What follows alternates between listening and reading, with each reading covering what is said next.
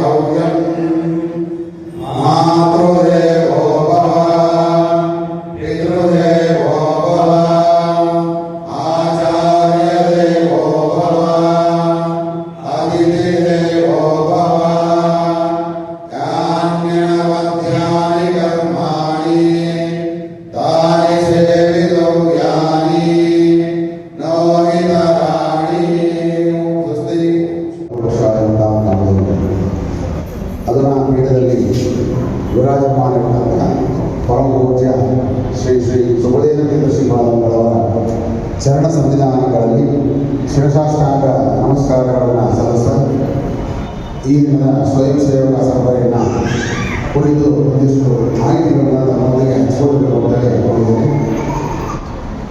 ಪ್ರತಿ ವರ್ಷದಂತೆ ಈ ವರ್ಷವೂ ಸಹ ತಮ್ಮೆಲ್ಲರ ಸಹಕಾರದೊಂದಿಗೆ ಬಹಳ ವಿಜೃಂಭಣೆಯಿಂದ 7 ದಿವಸಗಳ ಕಾಲ ಅಂದರೆ ಸಪ್ತಾಹೋತ್ಸವ 7 ದಿವಸಗಳ ಕಾಲ ಶ್ರೀಮಠದಲ್ಲಿ ಜಯನಗರ ಶಾಖಾ ಮಠದಲ್ಲಿ ಬಹಳ ವಿಜೃಂಭಣೆಯಿಂದ ನೆರವೇರಿಸಬೇಕು ಅಂತೇಳಿ ಪರಮಪೂಜ್ಯ ಶ್ರೀಪಾದಗಳು ಸಂಕಲ್ಪಿಸಿ ನಮಗೆ ಆದೇಶಿಸಿದ್ದಾರೆ. ಅದರಂತೆ ಆಗಸ್ಟ್ 27ನೇ ತಾರೀಕಿನಿಂದ ಸೆಪ್ಟೆಂಬರ್ 2ನೇ ತಾರೀಕಿನವರೆಗೆ ಈ ಆರಾಧನಾ ಮಹೋತ್ಸವದ ನಡೆಸ್ತಾ ಇದೆ. ಇದೊಂದು ಹೊಸ ಒಂದು ಅಭಿವೃದ್ಧಿ ಮಾಡಿಕೊಂಡಿದ್ದೀವಿ ಈ ವರ್ಷದಲ್ಲಿ. ಸೊ ಅದರಿಂದ ಸುಲಭವಾಗಿ ನಾವು ಬೇರೆಯವರ ಜೊತೆಗೆ ಒಂದು ಸಂವಹನ ಮಾಡ್ಬೋದು, ಎಲ್ಲೆಲ್ಲಿ ಯಾರ್ಯಾರು ಅಂತ ಹೇಳ್ಬೋದು. ಸೊ ವಿಷಯಗಳು ಗೊತ್ತಾಗುತ್ತೆ. ಅದೇ ರೀತಿಯಾಗಿ ಬೆಳಗ್ಗೆ ಒಂದು ಸಾಮೂಹಿಕವಾಗಿ ಪಾದಪೂಜೆ ಇರುತ್ತೆ. ಪ್ರತಿ ದಿವಸ ಸಹಿತ ಇಂಡಿವಿಜುವಲ್ ಆಗಿ ಪಾದಪೂಜೆ ಇದ್ದಿಲ್ಲ, ವೈಯಕ್ತಿಕ ಪಾದಪೂಜೆ ಇರೋದಿಲ್ಲ. ಸಾಮೂಹಿಕವಾಗಿ ಇದೇ ವೇದಿಕೆ ಮೇಲೆ ಬೆಳಗ್ಗೆ 7 ಗಂಟೆಯಿಂದಲೇ ಸ್ಟಾರ್ಟ್ ಆಗ್ತದೆ. ಸೊ ಪಂಚಾಮೃತವು 7 ಗಂಟೆಯಿಂದ ಸ್ಟಾರ್ಟ್ ಆಗುತ್ತೆ. ಅಷ್ಟೊತ್ತಿಗೆ ಇಲ್ಲಿ ಸಂಕಲ್ಪ ಮಾಡಿಸಿ ಜನಗಳನ್ನ ಕಿವಿಟ್ಟು ಈ ಹಾರನಾಗಿ ಎಲ್ಲರನ್ನ ಕೂಡಿಸಿ ಒಂದು ಹಂತಕ್ಕೆ ಬಂದ ತಕ್ಷಣ ಪಂಚಾಮೃತ 7 ಶುರು ಆದ ತಕ್ಷಣ ಇಲ್ಲಿ ಅದು ಆಟೋಮೆಟಿಕ್ ಆಗಿ ಇದೇ ವೇದಿಕೆ ಮೇಲೆ ಪ್ರಸಾದವನ್ನು ಕೊಟ್ಟು ಪಾದಪೂಜೆಯನ್ನು ಸಾಮೂಹಿಕವಾಗಿ ಸಂಕಲ್ಪ ಮಾಡಿ ಪ್ರಸಾದವನ್ನು ಕೊಟ್ಟು ಕಳಿಸ್ತಕ್ಕಂಥ ವ್ಯವಸ್ಥೆಯನ್ನು ಮಾಡಿಕೊಂಡಿದ್ದೇವೆ. ಸೊ ಇದು ಪ್ರತಿ ವರ್ಷವೂ ಸಹಿತ ಇದನ್ನು ಸಾರ್ವಜನಿಕವಾಗಿ ತಿಳಿಸ್ತಕ್ಕಂಥದ್ದು ನಮ್ಮ PR ನಮ್ಮ ಲಕ್ಷ್ಮೀನಾರಾಯಣ ದಯವಿಟ್ಟು ನಿಂತ್ಕೋಬೇಕು. ಅವರು ಮೀಡಿಯಾ ಇನ್ಚಾರ್ಜ್, ನಮ್ಮ ಮಠದ ಮೀಡಿಯಾ ಇನ್ಚಾರ್ಜ್. ನಾವು ಬಂದವರು ಕೊಡೋದ್ ಬಗ್ಗೆ ಅವ್ರು ಬಂದಿರುತ್ತೆ. ಸರ್ ನಾಳೆ ಇಲ್ಲ ಕಾರ್ಯಕ್ರಮ ಇದ್ರೆ ನೀವೇ ಕೊನೆಯ ಡೀಟೇಲ್ಸ್ ಅವ್ರನ್ನು ಕೇಳ್ತಾರೆ. ಸೊ ಅಷ್ಟು ಮಟ್ಟಿಗೆ ಅವರು ಒಡನಾಟ ಇಟ್ಕೊಂಡು ಮಠದ ಜೊತೆಗೆ ಸಂಪರ್ಕದಲ್ಲಿದ್ದಾರೆ. ಸೊ ಅವರು ಈ ಮಠದ ಪರವಾಗಿ ನೀವೆಲ್ಲ ಕೆಲವು ದಾನಿಗಳು ಮಾಡಿದರೆ ಈಗ ಮೇಲ್ಭಾಗದಲ್ಲಿ ಮಾತ್ರ ಈ ಸತ ಕಂಪ್ಲೀಟ್ ಆಗುತ್ತೆ. ಕೆಳಭಾಗದಲ್ಲಿ ತನ್ನ ಮಧ್ಯದ ಭಾಗದಲ್ಲಿ ಮುಂದಿನ ವರ್ಷದಲ್ಲಿ ಅದು ಕಂಪ್ಲೀಟ್ ಆಗ್ಬೋದು ಅಂತೇಳಿ ತಮಗೆಲ್ಲ ತಿಳಿಸ್ತೇನೆ. ಅದರಂತೆ ಆರಾಧನಾ ದಿನತ್ರಯಗಳಲ್ಲಿ ಮೊದಲನೇ ದಿವಸ ಸಾಂಸ್ಕೃತಿಕ ಕಾರ್ಯಕ್ರಮ ಯಾವುದೂ ಇಟ್ಕೊಂಡಿಲ್ಲ. ಪ್ರತಿನಿತ್ಯದಲ್ಲೂ ಹರಿಭಜನೆಯನ್ನು ಇಟ್ಕೊಂಡಿದ್ದೇವೆ. ಯಾಕಂದ್ರೆ 27ನೇ ತಾರೀಕು ಗುರುವಾರ ಇರೋದ್ರಿಂದ ಒಂದು ಪ್ರಾರ್ಥನೋತ್ಸವ. ಈ ಮುಂಚೆ ನಾವು ಪ್ರಾರ್ಥನೋತ್ಸವನ ಉದ್ಘಾಟನೆಯನ್ನ ಗರ್ಭೋಣಿಯ ಮುಂಭಾಗದಲ್ಲಿ ನಾವು ಅಲಂಕರಿಸಿ ಮಾಡ್ತಾ ಇದ್ವಿ. ಇವಾಗ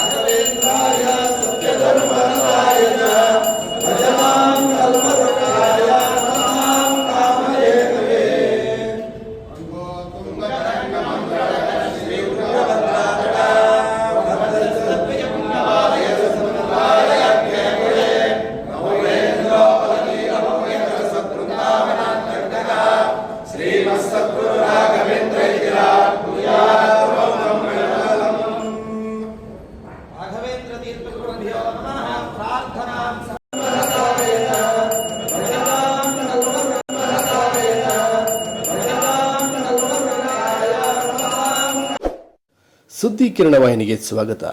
ನಮ್ಮ ವಾಹಿನಿಯ ಪ್ರತಿಯೊಂದು ವಿಡಿಯೋ ನೀವು ನೋಡಬೇಕಾದರೆ ಈ ಕೂಡಲೇ ಸಬ್ಸ್ಕ್ರೈಬ್ ಮಾಡಿ, ಬೆಲ್ ಐಕಾನ್ ಪ್ರೆಸ್ ಮಾಡಿ, ಆಲ್ ಅಂತ ಸೆಲೆಕ್ಟ್ ಮಾಡಿ.